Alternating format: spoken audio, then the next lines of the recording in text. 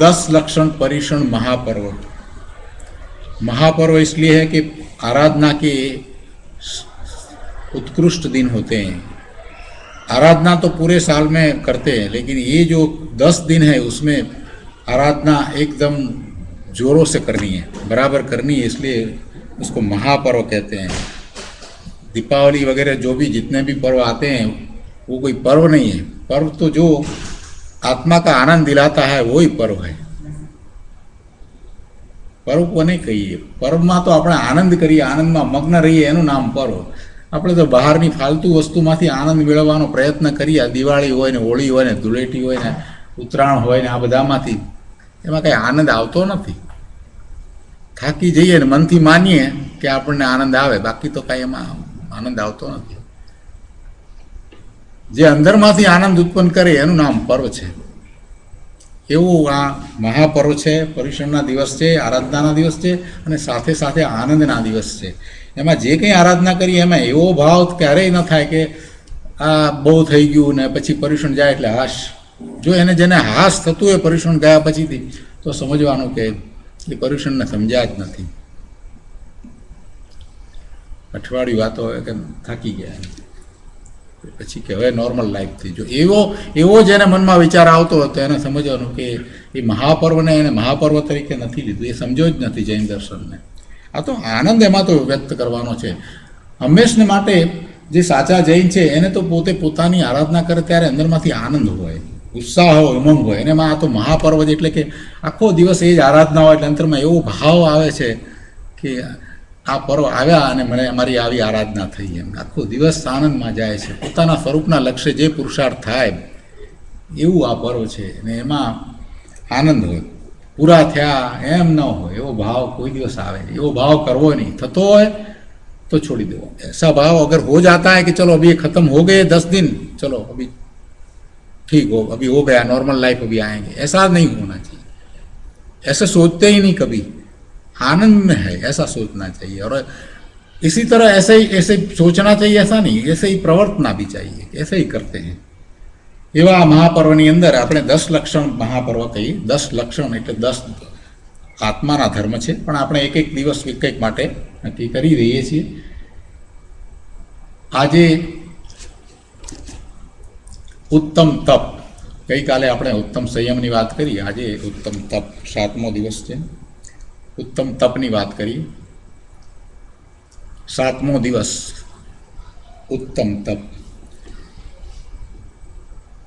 તપને આપણે એ રીતે લઈએ છીએ કે કંઈક છોડીએ, આહારમાં કંઈક છોડીએ એટલે તપ, અથવા તો કોઈક રીતે શરીરમાં ભલે કષ્ટ પડે છતાં પણ કંઈક કરીએ કે જેને લીધે થઈ અને આપણે રોજના જીવનમાંથી કંઈક આપણે છોડતા હોય એવું લાગે અને આપણે તપ માનીએ।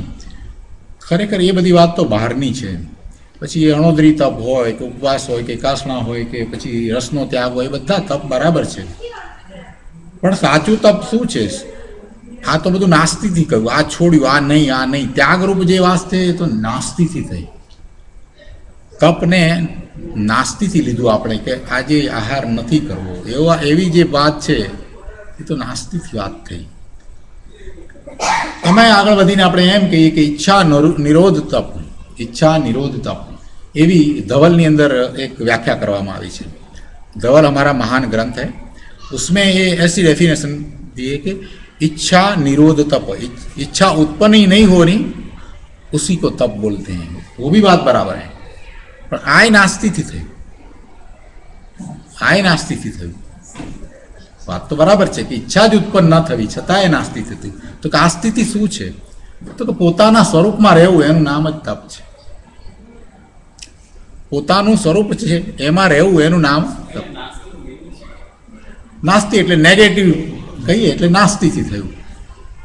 नास्ति का मतलब होता है कि नेगेटिव लेते हैं, तो पॉजिटिव उसका क्या है? तो अस्थिति શું થાય કે આત્મામાં પોતાના સ્વરૂપમાં રહેવું એનું નામ તપ. નથી ના કરીએ, કેટલી બધી વસ્તુમાં આપણે એમ કરીએ કે આ નહીં ના, પણ તો પછી આમાં પોઝિટિવ શું? નામાંથી બધી વસ્તુ પ્રાપ્ત નથી થતી. ના તો જે દૂષણ છે એને માટે ના છે, પણ એની સામે બીજું એવું પણ હોવું જોઈએ ને કે જેને આપણે પ્રાપ્ત કરીએ. એટલે તપને વિશે આપણે વિચારતા હોઈએ તો બરાબર છે કે ખોરાક નહીં, આ બધું છોડવાની જે વાત આપણે કરીએ એ બધું બરાબર છે કે આ નહીં. અને એટલે સુધી પણ પહોંચી જઈએ કે ભાઈ ઈચ્છા નિરોધ તપ, ઈચ્છા ઉત્પન્ન જ ન થવી, ઈચ્છા અંદરમાં ઉત્પન્ન ન થવી એ સહજ દશા છે, એ સહજ તપની દશા છે. પણ એમાં પણ આસ્તિથી વિચાર કરીએ તો પોતાના સ્વરૂપમાં રહેવું એનું નામ તપ. પોતાના સ્વરૂપમાં રહેવું છે એટલે પછી ઈચ્છા ઉત્પન્ન થવાનો પણ પ્રશ્ન નથી. ઈચ્છા નિરોધ તપ એમાં સમાય છે, સ્વરૂપમાં રહે છે એને સાચા તપ થાય છે. મુનિને તપ કેવી રીતે થાય? મુનિને કેવી રીતે થાય? મુનિ તો પોતાના સ્વરૂપમાં રહે છે, અંતરમાં આનંદમાં છે, મગ્ન છે, અને પછી બહારમાં એમને કાંઈ પચખાણ લીધા હોય એવું પણ ન હોય. આજે આહાર લેવાનો ભાવ જ નથી આવતો, બસ પોતાના સ્વરૂપમાં પ્રચુર સંવેદનમાં છે, બહારમાં આવે છે અને એકાદ 2 મિનિટ થાય છે ને પાછા અંદરમાં ચાલ્યા જાય છે. દિવસમાં હજારો વખત આવી દશા થતી હોય એવી મુનિની દશા છે. બધું આ સ્થિતિ જ છે, પોતાના સ્વરૂપમાં આનંદમાં રહે છે તો આ સ્થિતિ અને તપ થાય છે. અને એવું તપ થાય જે ઉત્કૃષ્ટ તપ થાય છે.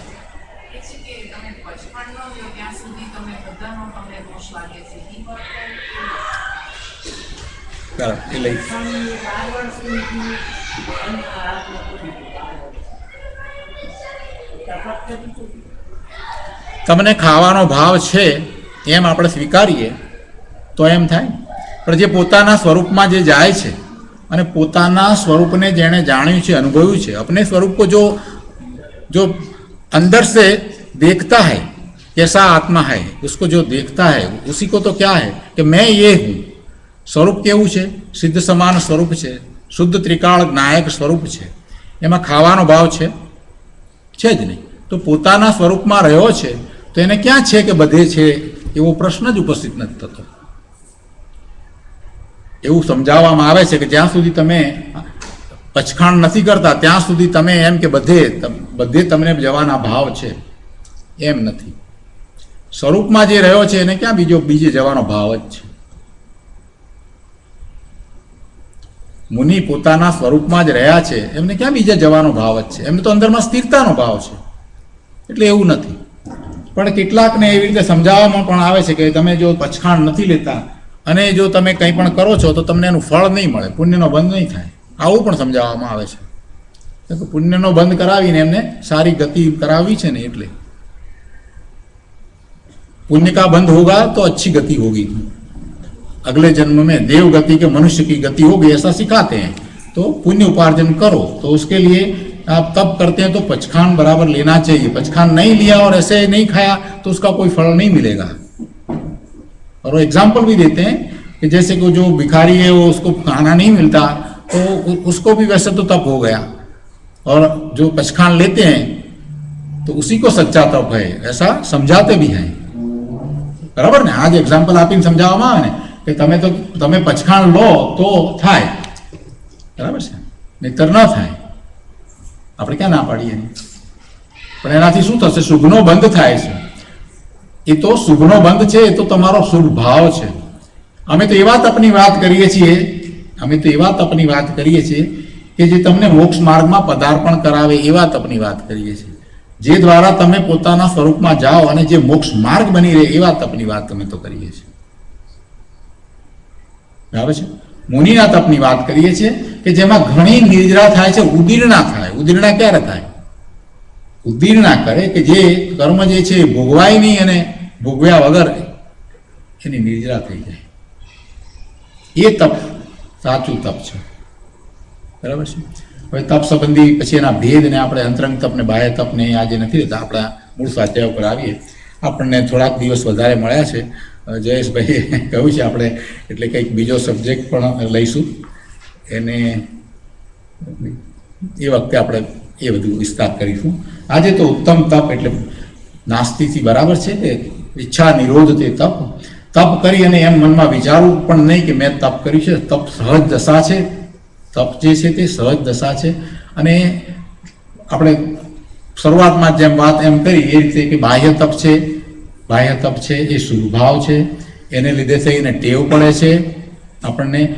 એને લીધે થઈને આપણે જ્યારે આપણી શારીરિક અસ્વસ્થતા હોય ત્યારે પણ ધર્મમાં આપણે ટકી રહીએ છીએ. એ બધા બાહ્ય તપના ફાયદા છે. પણ જે અંતરંગ તપ છે એ પોતાના સ્વરૂપમાં રહે છે તો અંતરંગ તપ થાય છે. એ વખતે બહારમાં તમે તેવા પરિસર આવે, ઉપસર્ગ આવે, તે છતાં સ્વરૂપમાંથી મુનિ હટતા નથી, એટલે એ સાચું તપ થાય છે. એને લીધે થઈને નિજરા થાય છે. એટલે તપ જે નિજરાનું કારણ છે એવા તપ, અંતરંગ તપની એમાં વાત છે. એટલે બાહ્ય તપ કરવા, બાહ્ય તપને લીધે થઈ અને શુભ બંધ પડે છે. तो श्रावक प्रयोजन हमारा जो विषय है वो ये है. आज का दिन के महत्व की बात तो कर दी, उसके बाद में जो हमारा जो है जो सब्जेक्ट वो चल रहा है ये श्रावक प्रयोजन. श्रावक को क्या करना चाहिए, श्रावक के लिए क्या अच्छा है, उसके बारे में जो सोचते हैं उसमें हमने जो पसंद किया है वो आचार्य पद्मनंदी हो गए. उनका ग्रंथ है पद्मनंदी पंचविंशति. उसमें 26 अधिकार है.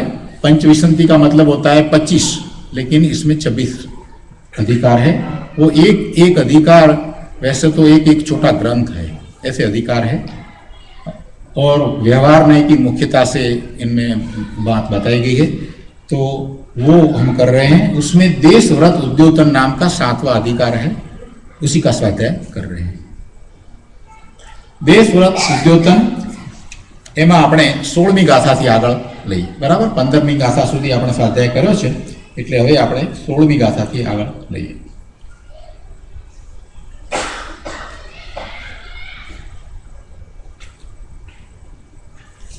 पंद्रहमी गाथा में जो बात आई एनु सहज पुनरावर्तन करिए. आम तो दान की बात चाली रही है.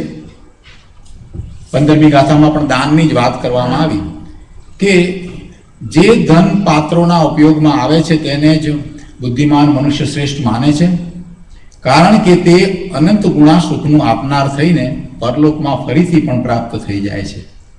परंतु एनाथी विपरीत जे धनवाननु धन भोगना निमित्ते नष्ट थाय छे, एटले के जे धन भोग माटे ज वपराय छे, जो धन का उपयोग केवल भोग के लिए ही होता है वो एक प्रकार से वो नष्ट होता है. और ऐसे धन नष्ट हो जाता है तो उसके बाद में फिर अगले जन्म में धन की प्राप्ति नहीं होती है. एटले पछी ए पुण्यना अभावमां एने फरी प्राप्त थतुं नथी. तेथी ज गृहस्थोने दान छे ते लाभनुं उत्कृष्ट कारण छे. એ વાત કરી. હવે આગળ અહીંયા આપણે 16મો શ્લોક લઈએ, 16મી ગાથા લઈએ. આ પણ શાર્દૂલ વિક્રીડિત છંદમાં જ છે.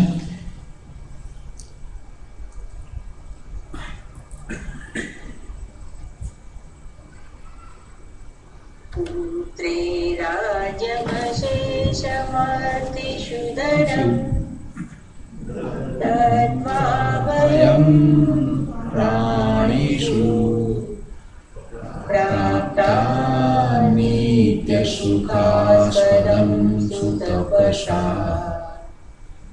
मोक्षं पुरा पार्थिवा.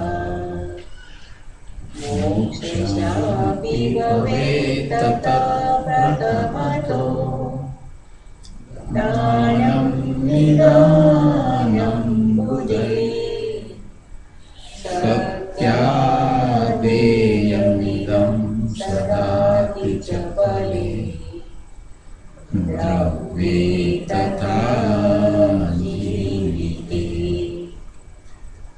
ગાથાના અર્થમાં અહીંયા કહે છે કે પૂર્વકાળમાં અનેક રાજાઓ પુત્રને સમસ્ત રાજ્ય આપી દઈને, એટલે પોતાનું રાજ સોંપી દઈને, યાચક જનોને ધન આપીને, જે ધનની યાચના કરે છે, જે ધનની ઈચ્છા કરે છે, માગે છે, એમને ધન આપીને, દાન આપીને, તથા પ્રાણીઓને અભય આપીને ઉત્કૃષ્ટ તપશ્ચરણ દ્વારા અવિનશ્વર સુખના સ્થાનભૂત મોક્ષને પ્રાપ્ત થયા છે. પરિગ્રહ રહિત તો થયા, પણ પરિગ્રહ રહિત થયા તો સાથે દાન કરીને પરિગ્રહ રહિત થયા. જેને પોતાના સ્વરૂપની પ્રાપ્તિ કરવી છે, જેને સમ્યક દર્શન થયું છે, એ પછી ચારિત્રના પુરુષાર્થને માટે સંયમ લઈ લે છે, દીક્ષા લઈ લે છે અને જંગલમાં ચાલ્યા જાય છે. તો એ જતા પહેલા એ દાન આપીને જાય છે. એ વાત અહીંયા કરી છે. પુત્રને સમસ્ત રાજ સોંપી દીધું, પણ સાથે ને સાથે બીજું કામ કરતા ગયા કે યાચક જનોને ધન આપીને, જેની પાસે ધન નથી, જે ગરીબ છે, નિર્ધન છે, જેમને પૈસાની જરૂર છે, એમને બધાને દાનમાં ધન આપી અને પછી નીકળ્યા છે. અને પ્રાણીઓને અભયદાન આપીને, પ્રાણીઓને અભયદાન તો પછી સતત રહે છે, જીવને બચાવવાનો ભાવ તો પછી પણ રહે છે. ઉત્કૃષ્ટ તપશ્ચરણ દ્વારા પછી ત્યાં જઈને પાછી ઉત્કૃષ્ટ તપશ્ચર્યા કરી. કેવી તપશ્ચર્યા કરી? પોતે પોતાના સ્વરૂપના લક્ષ્ય નગ્ન દિગંબર મુનિ થઈ અને તપશ્ચર્યા કરી અને અવિનશ્વર સુખના સ્થાનભૂત મોક્ષને પ્રાપ્ત કર્યું, એટલે કેવળ જ્ઞાન પ્રગટ કર્યું. 3 લીટીમાં કેવળ જ્ઞાન સુધીની વાત કરી. રાજાને જ્યારે સમ્યક દર્શન થયું છે અને એને એમ થાય છે કે હવે બસ મારે મારા પોતાના સ્વરૂપમાં જ જવું છે અને કેવળ જ્ઞાનની પ્રાપ્તિ કરવી છે, એવો જ્યારે એને ભાવ આવે છે, ત્યારે એ શું કરે છે કે આ બધા પરિગ્રહથી રહિત થઈ જાય છે. ને પરિગ્રહથી રહિત થઈ જાય છે તો એ કેવી રીતે થાય છે એ અહીંયા મૂક્યું કે એ દાન પુણ્ય કરીને જાય છે. અને દાન આપે છે એટલે પરિગ્રહ છોડવામાં એને ક્યાંય કોઈ રીતે પછી કચાશ રહેતી નથી, કે ક્યાંય કોઈ પછી તૃષ્ણા રહેતી નથી. છોડીને જવું એમ નહીં, આપીને જવું. આપીને જવાનો ભાવ છે એટલે સ્વાભાવિક રીતે એમ પણ મનમાં પછી રહે નહીં કે મારું છે, એવો ભાવ ન રહે.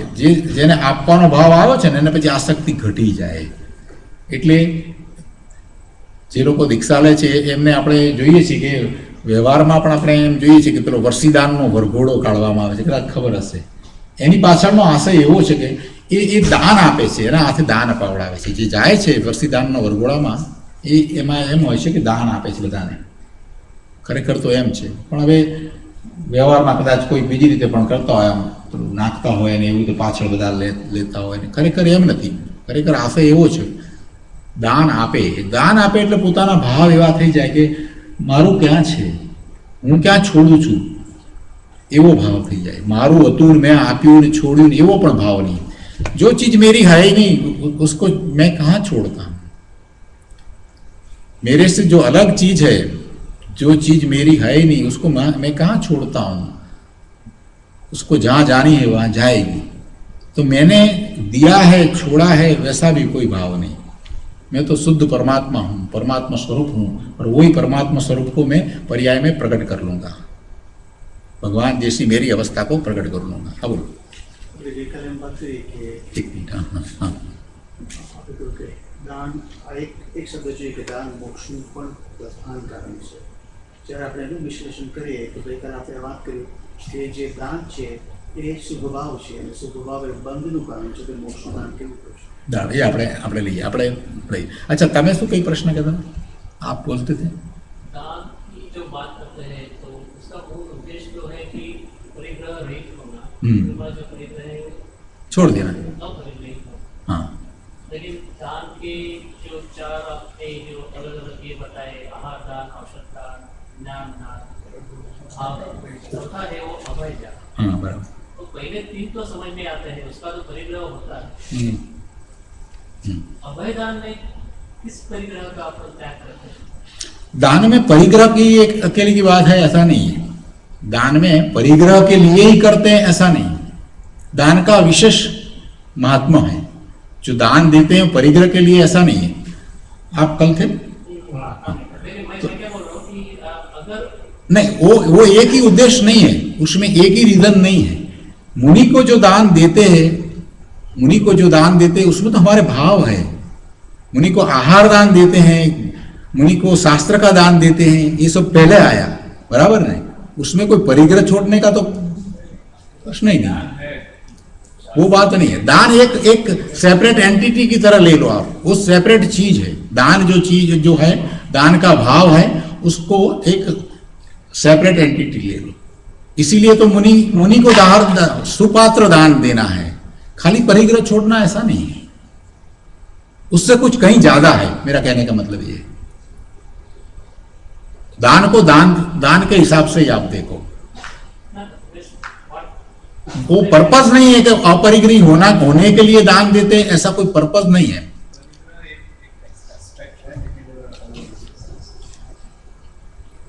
परिग्रह के लिए, परिग्रह छोड़ने के लिए दान देते हैं ऐसा नहीं है। दान के हिसाब है।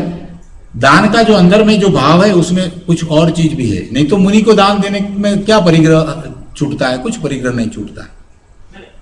ओके, मैं तो ऐसा पूछूंगा सवाल कि अपने पास जो है उसमें हाँ। अपन दान कर सकते हैं। व्यवहार में तो अपने पास जिसके है वो अपन दान वो व्यवहार से बात बताते हैं, बराबर। उसमें वो पहली तीन चीजें जो व्यवहार से अपने पास रहती है वो अपन दे देते हैं, ऐसा बोल सकते हैं।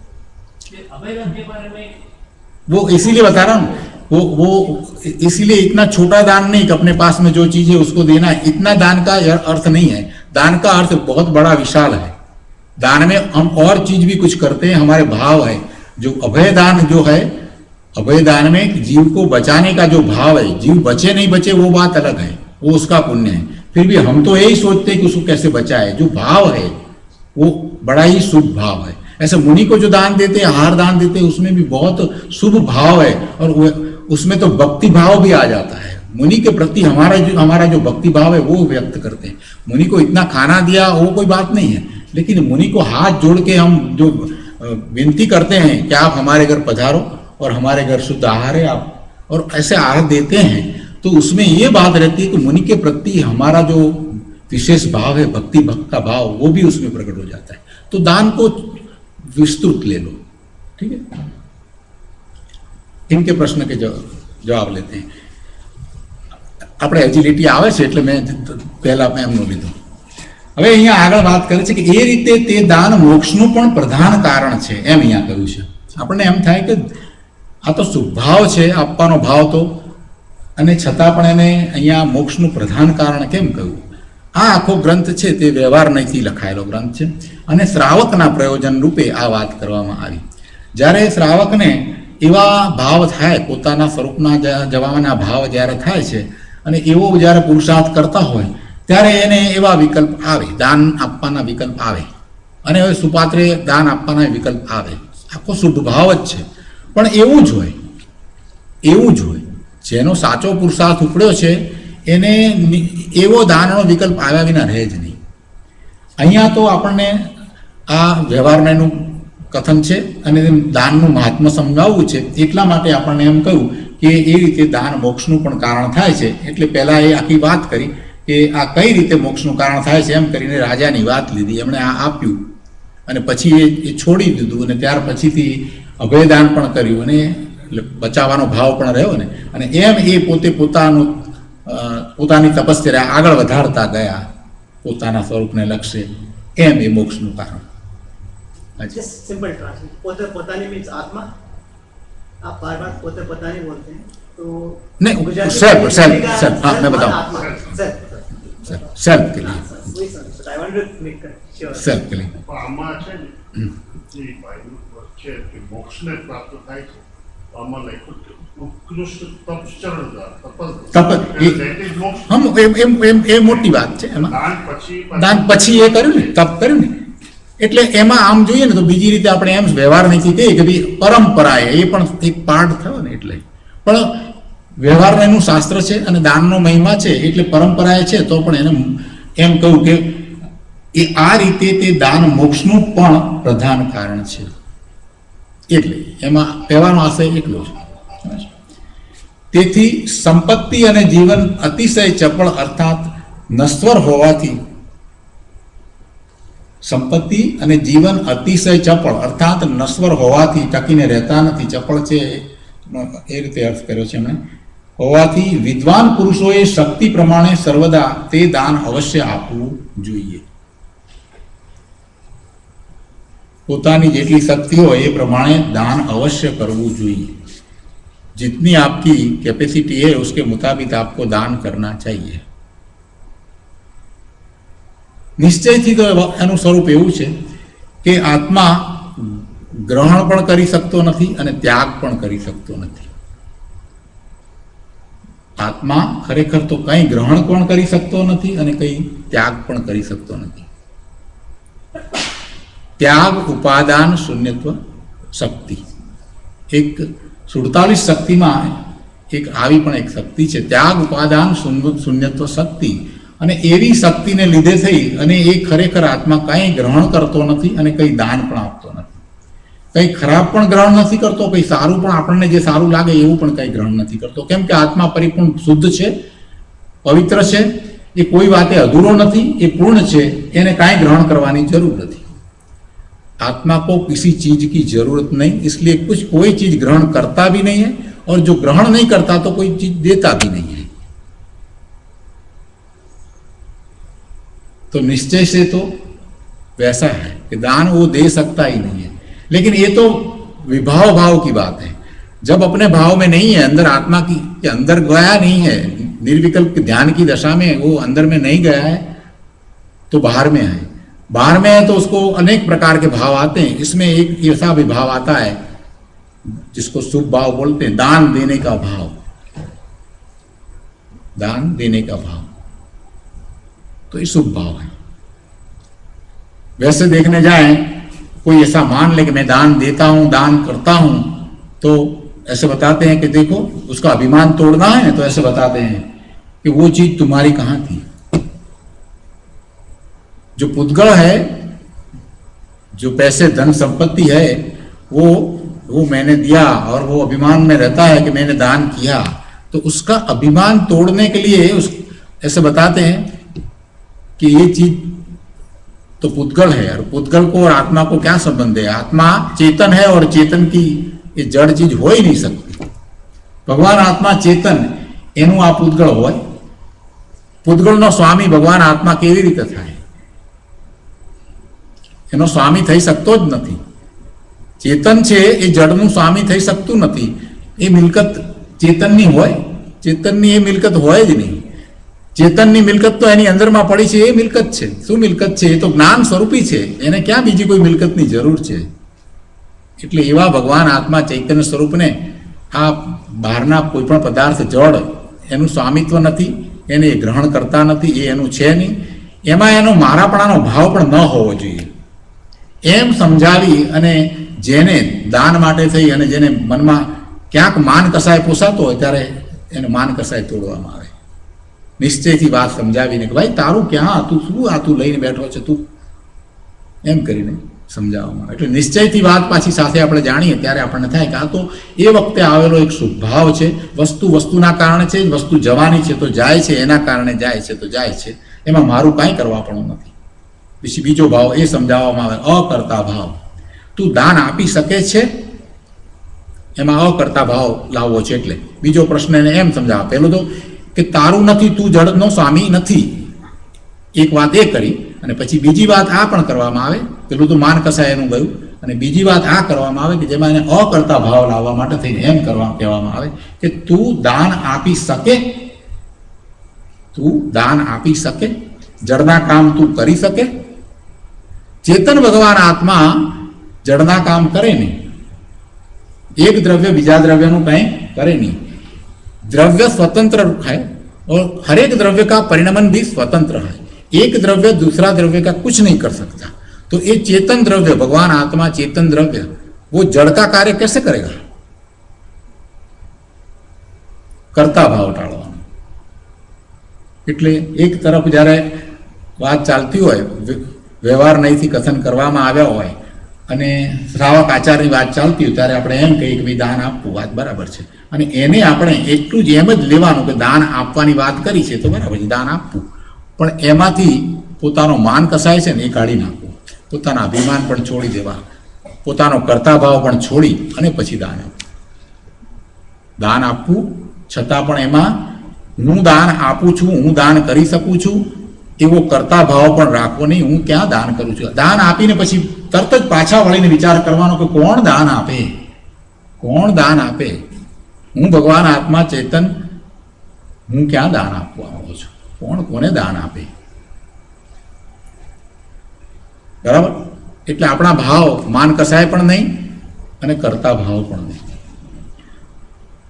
મહાત્મા લાવવા માટે ઘણી વખત મહાપુરુષો આપણને આવા કથન કરી અને સામાન્ય જીવોને એક આચરણનો માર્ગ બતાવે કે તમારું આચરણ આ રીતે હોવું જોઈએ. જેની દ્રષ્ટિ થાય દાન આપવાની, જેની દ્રષ્ટિ થાય છે એને પછી આગળ વધતા બીજી બધી કેટલી બધી વસ્તુ આગળ આગળ ચાલે.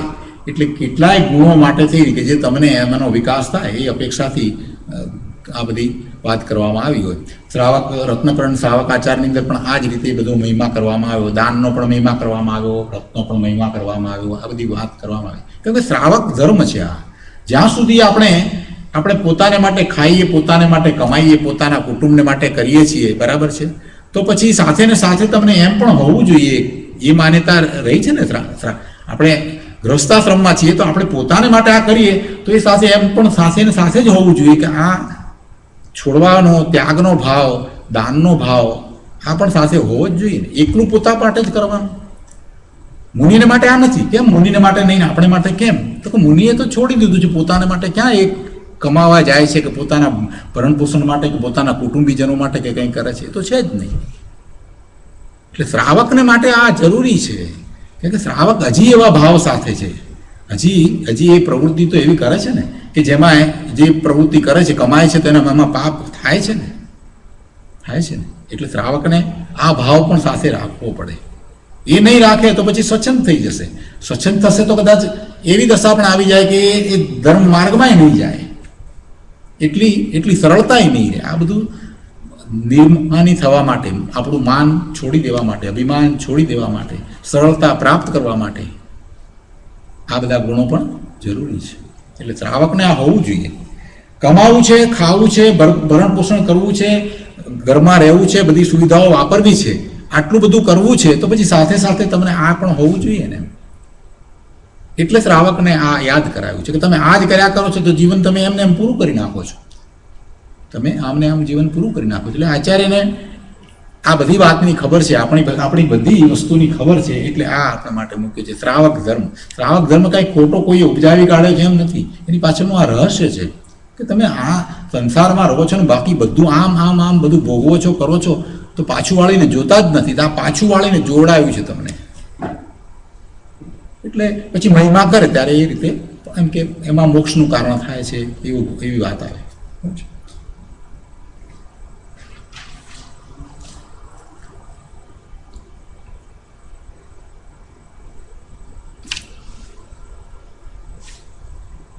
આપણે એના પછી 17મી લઈએ છીએ.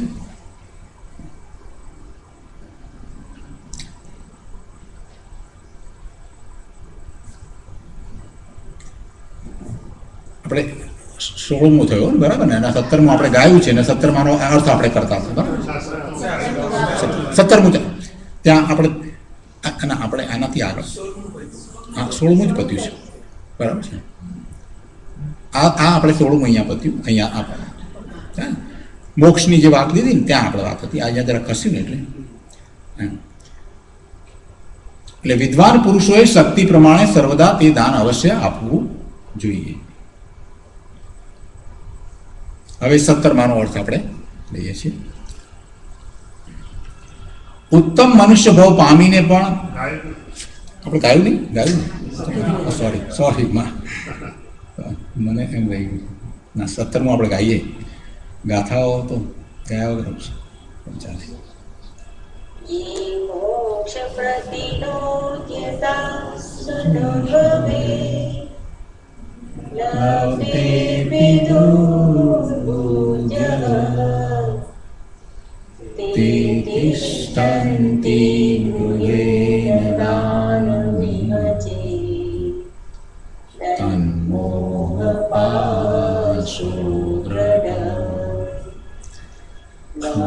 वेदं गृहीणायथर्विविधं दानं सदा दीयता तत्संसारशरीपतिप्रतरणी भूतायते निश्चितम् 18મી ગાથા સુધી દાનની વાત બરાબર કરી છે. અહીંયા 17મી ગાથામાં કહે છે કે ઉત્તમ મનુષ્ય ભાવ પામીને પણ જે દુર્બુદ્ધિ મનુષ્ય મોક્ષના વિષયમાં ઉદ્યમ કરતા નથી. ઉત્તમ મનુષ્ય ભાવ પામીને, મનુષ્ય ભાવને તો ઉત્તમ કયો, ઉત્તમ મનુષ્ય ભાવ પામીને પણ જે દુર્બુદ્ધિ મનુષ્ય મોક્ષના વિષયમાં ઉદ્યમ કરતા નથી, મોક્ષ માર્ગમાં પુરુષાર્થ કરતા નથી, એમાં કંઈ આગળ વધતા નથી, એમને માટે કહે છે કે મોક્ષના વિષયમાં ઉદ્યમ કરતા નથી તેઓ જો ઘરમાં રહેવા છતાં પણ દાન આપતા નથી તો તેમના માટે તે ઘર મોહ દ્વારા નિર્મિત દ્રઢ જાળ જેવું જ છે. ઘરમાં રહ્યા છે અને છતાં પણ કોઈ જ બીજો ધર્મના માર્ગમાં ઉદ્યમ નથી, એવી બુદ્ધિ જ નથી કે મારે ધર્મ માર્ગમાં પ્રવર્તવું જોઈએ, એ મોક્ષનો માર્ગ શું છે એ સમજવાનો પણ પ્રયત્ન નથી કરતા, માત્ર પોતાના રાગમાં અને દ્વેષમાં જ રાચી રહ્યા છે, એવા દુર્બુદ્ધિ મનુષ્ય મોક્ષ વિશે વિચારતા પણ નથી, કંઈ કરતા નથી. અને ઘરમાં રહેવા છતાં મૂકવાનું કારણ એ છે કે ગૃહસ્થાશ્રમમાં રહ્યા છે એટલે બધું કરે છે, બીજું બધું ભોગવે છે. ઘરમાં રહ્યા એટલે બધું કરે છે અને દાન નથી આપતા તો તેમના માટે તે ઘર મોહ દ્વારા નિર્મિત દ્રઢ જાળ જેવું છે. એમ સમજીને ગૃહસ્થ શ્રાવકે પોતાની સંપત્તિ અનુસાર સર્વદા અનેક પ્રકારનું દાન આપવું જોઈએ. અનેક પ્રકારનું દાન આપવું જોઈએ એટલે વસ્ત્રનું, આહારનું, ઔષધનું, પુસ્તકનું, વિદ્યાદાન.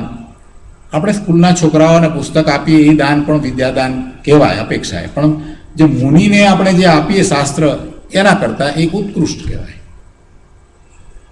સ્કૂલના નથી આપણે બેંક કરતા ત્યાં એવી બુક બેંક આવી પ્રવૃત્તિ દેશમાં ઘણી ચાલતી હોય કે જેથી કરીને છોકરાઓ સ્ટડી કરી શકે, એ લોકોને એમાં બુક બેંકમાંથી બુક્સ મળે અને એ કરી શકે. એવી બુક બેંક પણ થાય.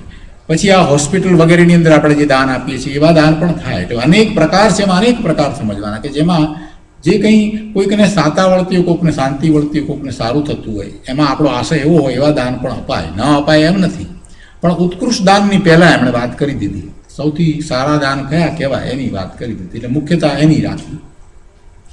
પણ જે કોઈ પ્રકારે દાન કરતો જ નથી અને ઘરમાં રહે છે ને માત્ર ભોગમાં જ રહ્યો છે, એણે એમ સમજવું કે એ તો પોતે મોહની જાળમાં ફસાયેલો છે, એ મોહની જાળમાંથી છૂટી નહીં શકે.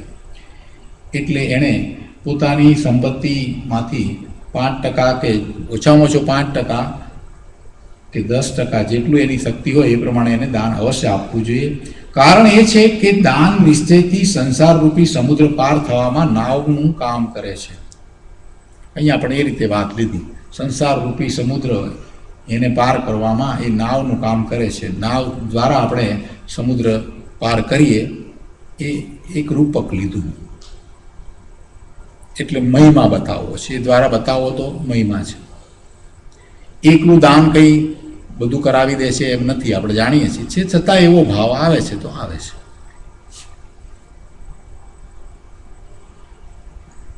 અઢારમાં અહીંયા કહે છે, 18મા શ્લોકની અંદર આપણે લઈએ.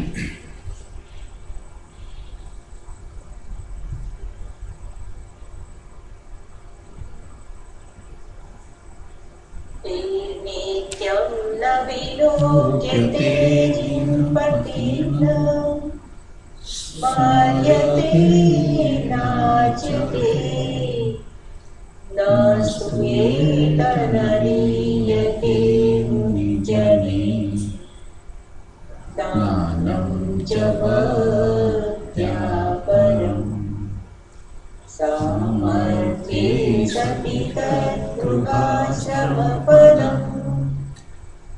पाषाणनावासवम्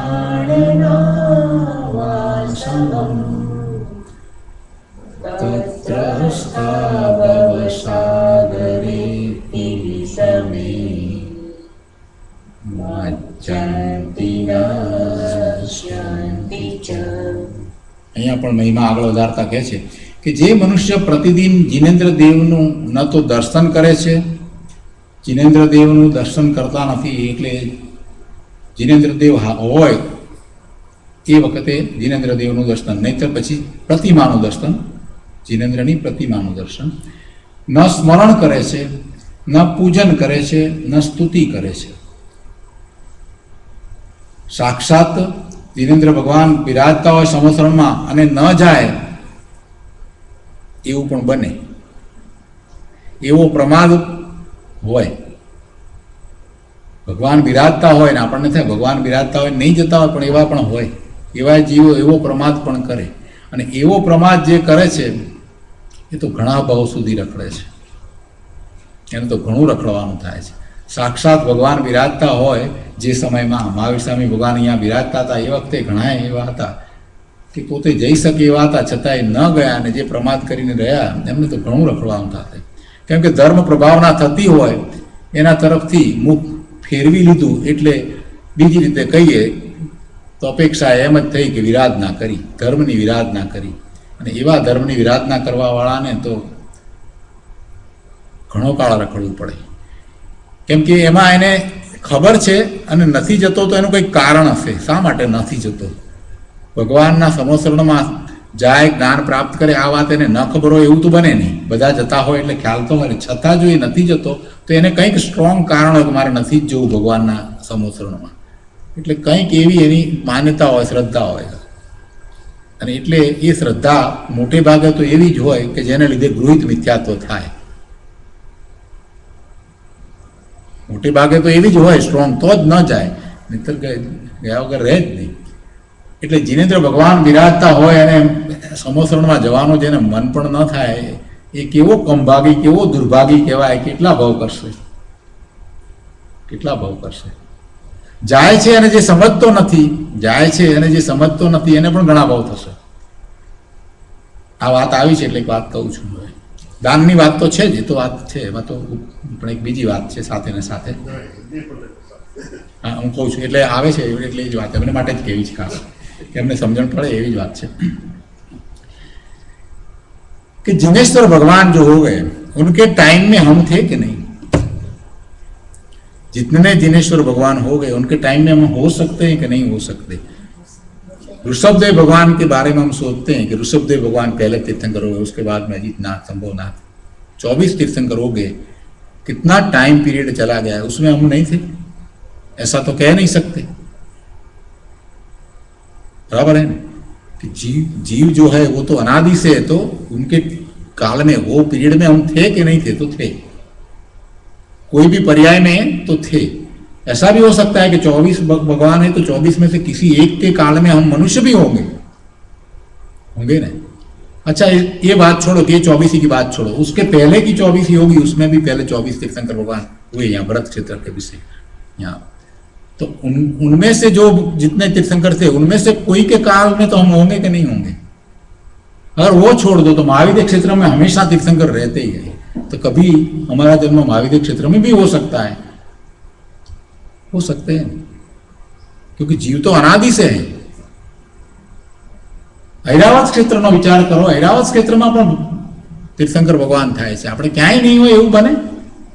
कोई भी जगह भगवान के टाइम में हम नहीं थे, ऐसा हो सकता है? इसका मतलब क्या हुआ? इसका मतलब ये हुआ कि हमने भगवान की वाणी सुनी ही नहीं, उसके ऊपर ध्यान ही नहीं दिया. भगवान के प्रति हमारा वो भाव ही नहीं आया। जो भाव अंदर से आना चाहिए कि प्रभु ऐसे जो होना चाहिए, और वो वहां बैठ जाए, बस उठने का मन नहीं हो, वैसी तो बात बनी ही नहीं, वैसे ही बाहर निकल गए। ક્યારે આપણે ન હોય એવું બને? બધા જ નહીં કોઈ એમ કહી શકે કે ના હું કોઈ દિવસ મારે ભગવાનના સમસ્રણમાં જવાનું નથી, તો એવું કેવી રીતે કહી શકે? અનંત કાળથી આ જીવ છે, અનંત કાળમાં એવું કેવી રીતે બને? કેવી રીતે બને? એવું બને જ નહીં. અને કંઈ પણ કર્યા વગર આમ નામ નીકળી ગયા એટલે તો આ રહી ગયા પૂરા. આખું વિચાર કરવા જેવું થાય કે આપણને આવો અવસર મળ્યો હશે અને આપણે કેવો ગુમાવી દીધો. કેવી રીતે ગુમાવીને આપણે આવતા રહ્યા. મનમાં એમ ખેદ થવો જોઈએ આપણને, કરી રહી આપણે પંચમકાળ કરીએ, પણ જ્યારે મળ્યો ત્યારે આપણે વિચાર નહીં કર્યો ને હવે અત્યારે પછી કહીએ કે હવે અત્યારે પ્રભુ નથી રહ્યા, હવે ભરત ક્ષેત્રને વિશે ભગવાન નથી, તો હવે અમારું શું થશે? પણ ભાઈ ત્યારે તે ધ્યાન રાખ્યું હોત તો. એક પ્રશ્ન આપણે થોડું કર્યું હશે ને કે અત્યારે આ ગોમાં આપણે જઈને ડબ્બો કર્યો, આ અત્યારે સાંભળવા મળ્યું, એ ન ગણાય. मन मनाવાનું, બીજું શું? आश्वासन तो ले सकते हैं कि भाई कि यहाँ है तो कुछ तो किया है, બીજું તો શું કરવાનું? कैसे नहीं पूछ रहे कि कुछ तो किया होगा ना, कि यहाँ ऐसे आए हैं, यहाँ हुए हैं, तो उसका मतलब कुछ तो हमने किया होगा धर्म पुण्य, तो आश्वासन ले सकते हैं कि हाँ भाई कुछ किया है। लेकिन मैं बता रहा हूँ जितना पाना था उसमें से 1% भी नहीं पाया तो उसका क्या मतलब रहता है?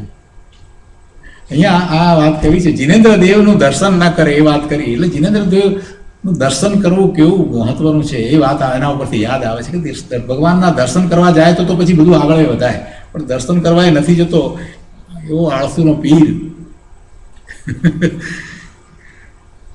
શોભા જોવાના નામે ગયો હોત ને તોય બદલાઈ ગયો હોત, કેમ કે ત્યાં જાઓ એટલે એ જે સ્પંદનો એને થાય, ત્યાં જે આનંદનો અનુભવ થાય, જે શાંતિનો અનુભવ થાય, તો એ બેસી જાય, કંઈક તો થાય. પણ કાંઈ કર્યું નહીં. આ જીવ કેવો નઠારો કહેવાય, પથ્થર જેવો કહેવાય, એ એમને પાછો આવ્યો ત્યાંથી, કાંઈ પણ ગ્રહણ કર્યા વગર પાછો આવ્યો. અહીંયા તો કહે છે કે જીનેન્દ્ર દેવનું દર્શન નથી કરતો, ન સ્મરણ કરે છે, ન પૂજન કરે છે, ન સ્તુતિ કરે છે, અને પોતે સમર્થ હોવા છતાં પણ ભક્તિથી મુનિજનોને ઉત્તમ દાન પણ દેતા નથી. એટલે પહેલા જે બતાવ્યું એ તો કરવાનું ને પછી દાનની તો વાત લીધી, એટલે આ બધું તો કરવાનું, એના પછી આગળ વધતા આમાં દાનની વાત લીધી. એ તો પહેલે કરના હી હૈ, આ બધું કરતો નથી અને પોતે ભક્તિભાવથી મુનિજનોને ઉત્તમ દાન પણ દેતા નથી. તેમનું ગૃહસ્થાશ્રમ છે કેવો છે? તો કે તેમનું ગૃહસ્થાશ્રમ પદ પથ્થરની નાવ સમાન છે.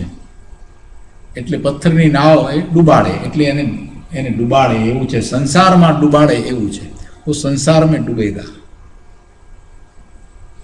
તેના ઉપર બેસીને તે મનુષ્યો અત્યંત ભયાનક સંસાર રૂપી સમુદ્રમાં ગોથા ખાતા થકા નાશ જ પામવાના છે.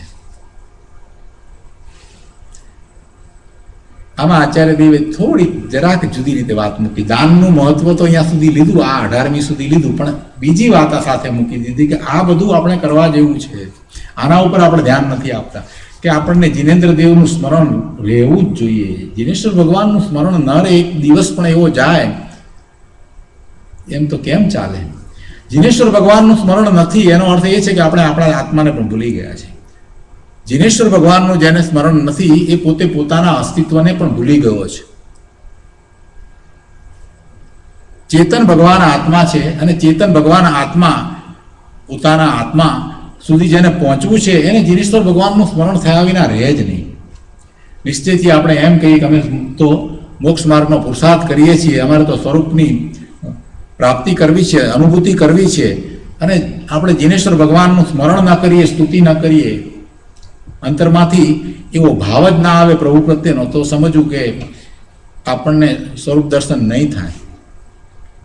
નિશ્ચયથી જે વાત કહી હોય શાસ્ત્રમાં એ વખતે ત્યાં એમ ન લખ્યું હોય, પણ એમાં એ અંદરમાં એ ગર્ભિત છે કે તમે તીર્થંકર ભગવાનને સમજી અને એમના દ્રવ્ય ગુણ પર્યાયને તમારામાં સ્થાપીને પુરુષાર્થ કરો છો. એ વાત તો ગર્ભિત છે જ, પ્રવચન સારમાં એ વાત લીધી છે કે તમે સ્વરૂપમાં જશો કેવી રીતે?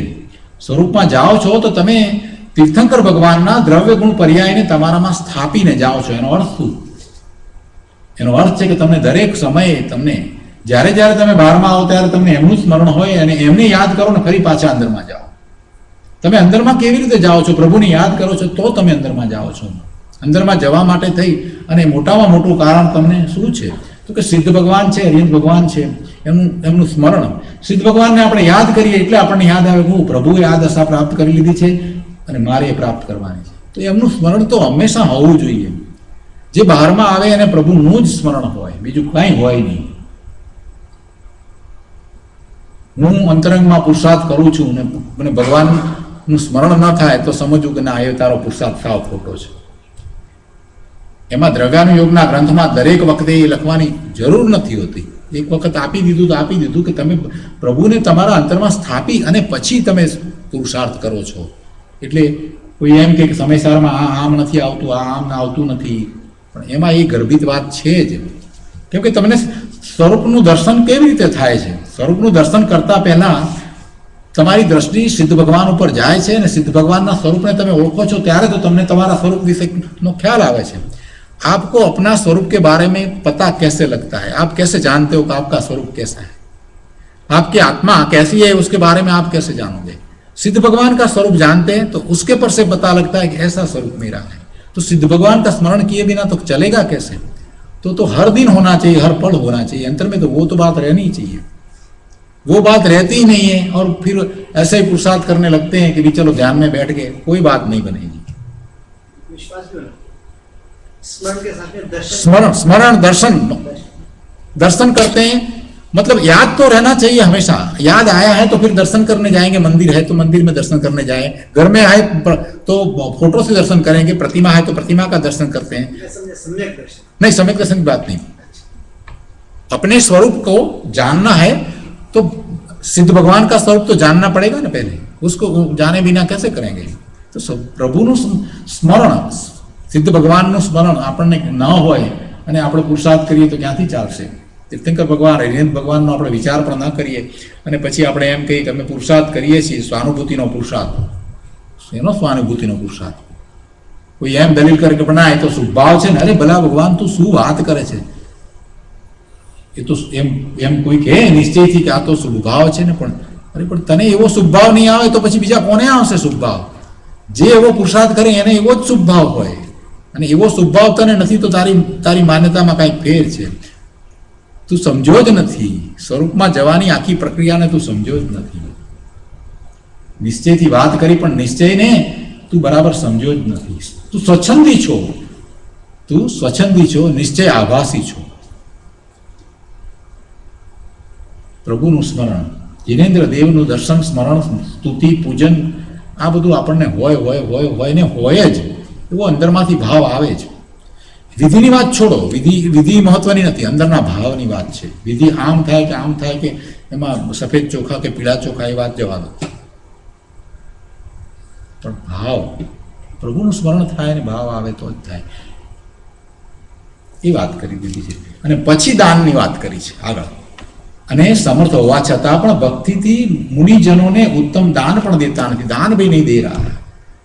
એવું ગૃહસ્થાશ્રમનું પદ એને સંસારમાં ડુબાડનારું છે. वो संसार में डूबेगा, वो निकलेगा नहीं, उसमें से बाहर नहीं निकलेगा.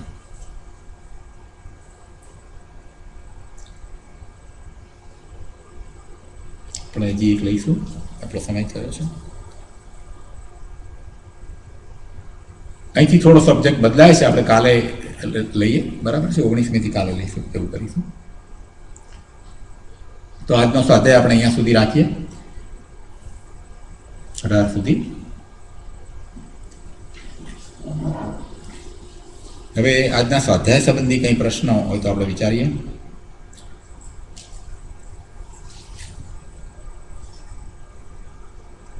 અંદર કે સોળ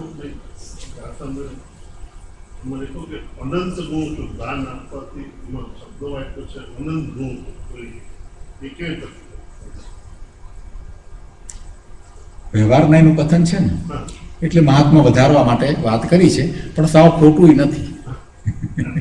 કેમ કે મહાપુરુષની વાણીમાં એ ન હોય. પછી શું છે કે થોડું ગુજરાતી થયું એટલે એમાં થોડાક શબ્દમાં જરા કામ થાય. મૂળ જે છે ને આપણે આજે આગળ 15માં છે. 15 તો આપણે ગઈકાલે કરી હતી. આપણે ગઈકાલે થયું. એમાં હતું બરાબર. કારણ તે અનંત ગુણા સુખને આપનાર છે. અહીંયા તમે આનંદ ગુણા સુખની વાત છે ત્યાં કહ્યું. હા. જે ધન પાત્રોના ઉપયોગમાં આવે છે તેને જ બુદ્ધિમાન મનુષ્ય શ્રેષ્ઠ માને છે, કારણ કે તે અનંત ગુણા સુખનું આપનાર થઈ. અનંત ગુણા એટલે વર્તમાનમાં જે સુખ છે એના કરતા હવે અનંત ગુણ તો થાય નહીં, પણ ખૂબ સુખની પ્રાપ્તિ કરાય એવો આશય છે. અહીંયા અમને આનંદ ગુણ મૂક્યું છે, પણ હવે એ શબ્દ એ અનંતની જગ્યાએ વધારે કહેવાનો આશય તો એ છે. ઘણું વધારે સુખ તમને અત્યારે જેટલું મળ્યું છે એના કરતાં ઘણું વધારે સુખ તમને શોકમાં પણ છે એના ગુણો.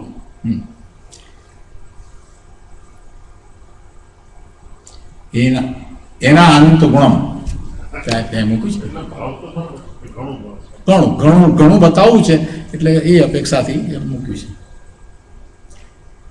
જેટલું તમને અત્યારે છે એના કરતાં ઘણું મળશે. ઘણું એટલે ઘણું ઘણું વધારે મળશે એમ. અને એવા દ્રષ્ટાંત આપણે ઘણીવાર એવા વાંચીએ છીએ પુરાણોમાં, એમાં બધામાં કે ભાઈ આટલું અમુક દાન કર્યું એને લીધે થઈને એને ખૂબ રિદ્ધિ સિદ્ધિ મળી કે અથવા તો એને રાજ મળ્યું કે એવી બધી વાર્તાઓ આપણે ઘણી વાંચીએ છીએ કે દાનમાં એને કર્યું હોય એ કંઈ એટલું મોટું ઘણા વખત સુધી દાન ના કર્યું હોય, પણ એનો દાન કરવાનો ભાવ, जो दान करने का जो भाव है ना वो उत्कृष्ट होना चाहिए. कितना दान किया वो नहीं, उसमें कितना भाव है अंदर से, वो उसके पर मिलना, उसके पर जो पुण्य का बंध होता है और जो उसके पर जो मिलता है वो डिपेंड करता है. तो આપ્યું તો હોય દાન તરીકે તો જરાક જ અપાયું, પણ જરાકમાંથી જરાક આપ્યું હોય એમ.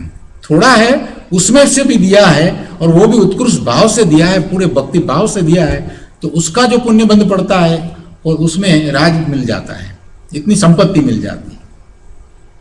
એવી વાર્તાઓ ઘણા દ્રષ્ટાંતો તો ઘણા છે, આપણે વાંચ્યા છે કે આગલા ભાવમાં એમણે આ રીતે મુનિને આ વરાયું અને એને લીધે થઈ અને પછી એમને ઘણી સંપત્તિ, મોટા શેઠ થયા, આ થયું તે થયું, એ બધા એક્ઝામ્પલ આપણે વાંચીએ છીએ ને. એટલે કોનું? કુંદુદાચાર્ય આગલા ભાવમાં શાસ્ત્રદાન. હા, શાસ્ત્રદાન એ કુંદુદાચાર્યનું પણ છે, બરાબર છે.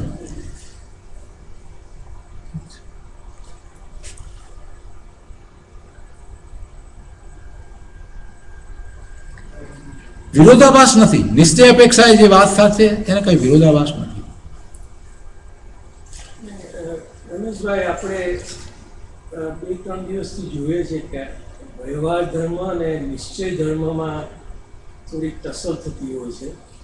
તમે કીધું એ રીતે વિરોધાભાસ નથી, પણ જે અત્યારના આપણે શીખીએ છીએ એ કોઈ મિથ્યા દ્રષ્ટિ જીવ નીચલી દશામાં હોય અને અશુભ ભાવથી જ ભરેલો હોય, તો એને જ્યારે અશુભ ભાવમાંથી બહાર લાવીને શુભ ભાવમાં લાવવો છે અને આગળ એની વૃદ્ધિ કરવી છે, તો પછી આ શ્રાવક ધર્મ એ સમય ઘણો જરૂરી છે.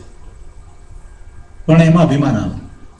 નિશ્ચયનો વિચાર ધારો કે આપણે મૂકી દઈએ કે નિશ્ચયને અહીંયા બાજુ પર મૂકી દઈએ ને એકલો શ્રાવક ધર્મ શીખવાડવામાં આવે, તો આ જે ભાવ જે કયા બધા એ બધાને એ પકડશે કે આનાથી મને આમ મળશે, આનાથી આમ મળશે, આનાથી આમ મળશે. એક વાત તો એ થઈ જાય, बराबर कि नहीं? यानी मान्यता खोटी थी जाए.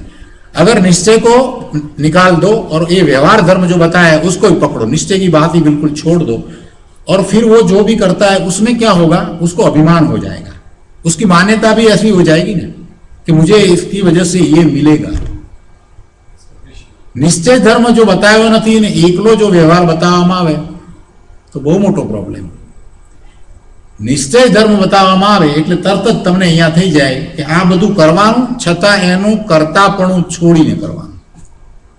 નિશ્ચય ધર્મ જેને ખબર છે કે હું ભગવાન આત્મા પરદ્રવ્યનો સ્વામી નથી, પરદ્રવ્યના દાન આપી શકતો નથી, પરને મદદ પણ કરી શકતો નથી, હું મુનિને દાન આપું ને મુનિને આહાર પ્રાપ્ત થાય, એ માન્યતા ખરેખર જોઈએ નિશ્ચયથી તો કેવી માન્યતા, મિથ્યા માન્યતા છે. એ વખતે मुनि आहार मळवो ये एमनु पुण्य है. मुनि को आहार प्राप्त होना वो मुनि का पुण्य है, इसलिए प्राप्त होता है. और जो आहार हम दे रहे हैं उसके पर हमारा कोई स्वामित्व नहीं है. निश्चय अपेक्षा जो आपणे भूली जाइए तो कितलो तो अनर्थ थी जाए. નિશ્ચય વિના વ્યવહારને પકડવાથી તો બહુ મોટો અનર્થ થઈ જાય. એવું નહીં બને કે અશુભમાંથી શુભમાં લાવીએ, પણ અશુભમાંથી ઉલટા વધારે અશુભમાં નાખી દઈશું. અશુભમાંથી ઉલટું એ બિચારો માનમાં, અભિમાનમાં એમાં ચાલ્યો જશે. એટલે નિશ્ચય તો હોવો જ જોઈએ. નિશ્ચયથી સ્વરૂપ સમજ્યો છે એટલે હવે એને શું થશે? નિર્માનતા. માન નહીં, માન તો રહેશે નહીં. તમે નિશ્ચયથી સ્વરૂપ સમજી લીધું કે હું ભગવાન આત્મા જ છું અને બીજા કામો હું કરું છું, એ એક પણ કામ મારા નથી, એટલે કરતા ભાવ નહીં. છતાંય તમે કરો, કેમ કે શ્રાવક ધર્મ છે તો થાય છે, તો થાય છે. તમે એટલા સરળ થઈ જાઓ છો, એટલા સરળ થઈ જાઓ છો. અકર્તા ભાવ તમને આવે, મમત્વ જાય, મમત્વ જાય. પેલો તો આપે છે તો મમત્વ સહિત આપે છે. મારું હતું ને મેં આપ્યું. $10,000 અહીંયા આપે છે તો કે મારા $1,00,000 હતા ને એમાંથી મેં $10,000 મંદિરમાં આપ્યા. એને તો હજી એમ જ છે કે પેલા $90,000 મારા છે, એ જ ભાવ રહેશે. એને જે નિશ્ચય નથી સમજ્યો એને તો હજી એમ જ છે કે $90,000 તો હજી મારા છે, $90,000 तो मेरे ही है, $90,000 तो मेरे ही है. $10,000 दे दिया और 90 मेरे हैं. તમે એ 90 માંથી 5 બીજા કઢાવો તો ખરા ના નીકળે પછી.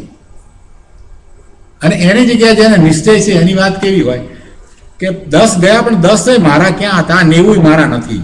એમ અંદરમાં એને કેવું હોય ये 90 जो बाकी है वो भी कहाँ मेरे है, तो जाने का तब वो भी जाएगा. उसको तो ऐसे भाव है. जिसको सम्यक दृष्टि છે એને તો કેવો ભાવ હોય છે, નિશ્ચયથી જે સમજે છે એને કેવો ભાવ થાય, ક્યાં કોના હતા, મેરે કहाँ थे, ગયા તો ગયા. સારે થયો કે જો આપણે શુદ્ધ ભાવથી જે જ્ઞાન આપીએ, આહાર શાસ્ત્રતા, ઔષધતા અને અભેદાન, જો આ જે 3 દાન આપીએ તો આપણને જે પુણ્ય બંધાશે બાય ડિફોલ્ટ, આપણે કર્યું ના હોય તો બાય ડિફોલ્ટ એ આપણને મોક્ષ માર્ગ માટે અનુકૂળ રહેશે. બરાબર, ફ્યુચરમાં કે આવતા પ્રમાણે એ ટાઈપનું પુણ્ય બંધાશે. બરાબર, અને એ જરૂરી છે. બરાબર, બરાબર, એ થાય. અને લૌકિકમાં બાકીના જીવો માટે અભયદાન જરૂરી છે કે બસ એ જ છે, વાત એ જ છે.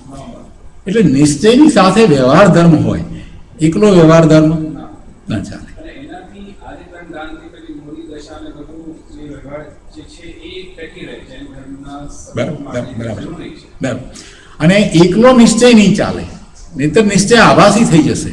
નિશ્ચય આભાસી થઈ જશે તોય સ્વચ્છંદમાં પડી જશે કે આ બધું કરવાની શું જરૂર છે, એવું બધું કાંઈ હોય જ નહીં ધર્મમાં. दान पुण्य ये सब छोड़ दो, भगवान के दर्शन करने की क्या जरूरत है, हमको तो अंतर में जो करना है वो हम कर लेंगे. वो स्वच्छंद हो गया, निश्चय आभासी થઈ જશે. એટલે નિશ્ચય આભાસી જે થઈ જાય, નિશ્ચય આભાસી થઈ જાય એ પણ પાપમાં જ પડવાનો છે, એ પણ એની નીચે જ પડવાનું થાય. वो भी गिरेगा, वो भी गिरेगा. जैसे वो व्यवहार आभासी है, व्यवहार માત્રમાં છે એ પણ પડે છે, અને એકલો નિશ્ચયમાં છે એ પણ પડે છે. એટલા માટે નિશ્ચયની સાથે આવો વ્યવહાર હોય અને એમ જ હોય.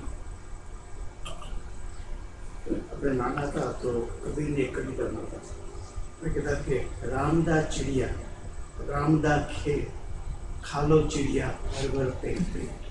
તો એનું જે લોજિક છે અને આપણા લોજિકની વચ્ચે અંતર ખરું, કારણ કે એ બી એ જ એ આપણામાંથી શીખ્યા છે. જિનેશ્વર ભગવાન જ્યારે વિરાજતા હતા એ વખતે બધા ઉપદેશ ગ્રહણ કરતા હતા. એમાંના કેટલાક લોકોને સારો એવો ઉપદેશ મળ્યો, પછી એ આ સિસ્ટમમાં આવવાને બદલે બહાર જઈ અને બીજું ગ્રુપ બનાવ્યું અને એનું નામ એમને કંઈક આપ્યું. એ વેદાંત આપ્યું હોય કે ગમે તે આપ્યું, એ આપ્યું. એટલે એમાં સારી સારી વાતો થોડી થોડી હોય ને હોય. કોઈ પણ દર્શન, કોઈ પણ ધર્મ એવો ન હોય કે જેમાં कहीं पण सत्य न हो, सारी बात न हो, એવું બને. जितने भी धर्म हुए, जितने भी, कोई भी धर्म ले लो आप, इवन क्रिश्चियनिटी लो, कुछ भी लो, कुछ ना कुछ चीज़ अच्छी होती है, लेकिन सब चीज़ अच्छी नहीं होती है. इसलिए है कि जो भी धर्म बनाने वाले थे ना, उन्होंने ये सही चीज़ जिनेश्वर भगवान की वाणी से प्राप्त कहीं कर ली और उसमें से वो बना के बैठ गए अपना ग्रुप. तो पूरी चीज़ नहीं आई है, तो एम हो વેદાંતમાં ઘણી સારી વાત બતાવો. મેક્સિમમ જો કંઈ વધારે આપણને નજીક લાગે તો વેદાંત છે. વેદાંતની અંદર ઘણી વાત છે, પણ પછી મૂળ વાત આવે ત્યારે મોટો ગોટાળો, પર્યાય એને માનતા નથી. એકલો અદ્વૈત, એવું નહીં. આજે આપણે બપોરે વાત કરી એ પ્રમાણે એમ નથી. આપણે એ અદ્વૈતને માનીએ પણ એ અદ્વૈત એવો અદ્વૈત નહીં, એ તો અદ્વૈત બે છે જ નહીં. પર્યાય વિના પર્યાય નથી તો પછી એને જાણનાર કોણ રહ્યું? જાણવાની જ્ઞાનની પર્યાય નથી તો કોણ જાણશે? આખી વસ્તુ એવી છે. બીજા બધા ધર્મમાં છે સારું, એટલે તમે કહું બરાબર છે, એમાં એ કંઈ ખોટું તો નથી. એમાં એમનો ભાવ એ જ છે કે ભાઈ જેનું છે એ લઈ જાય, એમ જ ને. તો અહીંયા તો નિશ્ચય અને વ્યવહાર બંને બરાબર રહેવા જોઈએ, એ વાત બરાબર બેસી જાય છે ને. એટલે હવે આ આચાર્ય ભગવાને આપણને વ્યવહારથી જે કંઈ કહ્યું છે એ પણ આપણને હોય, અને હોય છતાં એના અભિમાન ન હોય, એનો કરતા ભાવ ન હોય, અને આ હોય.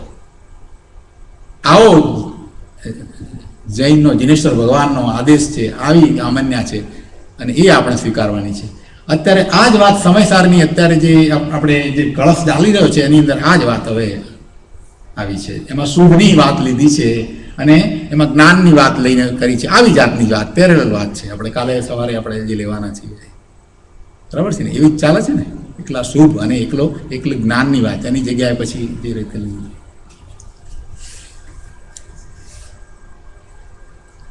તો સ્વાધ્યાય પૂરો કરીએ. સુખરામ એક બે અનાઉન્સમેન્ટ્સ છે, એના પછી જરા 2 મિનિટ બેસજો. મારે 2-3 અનાઉન્સમેન્ટ્સ છે.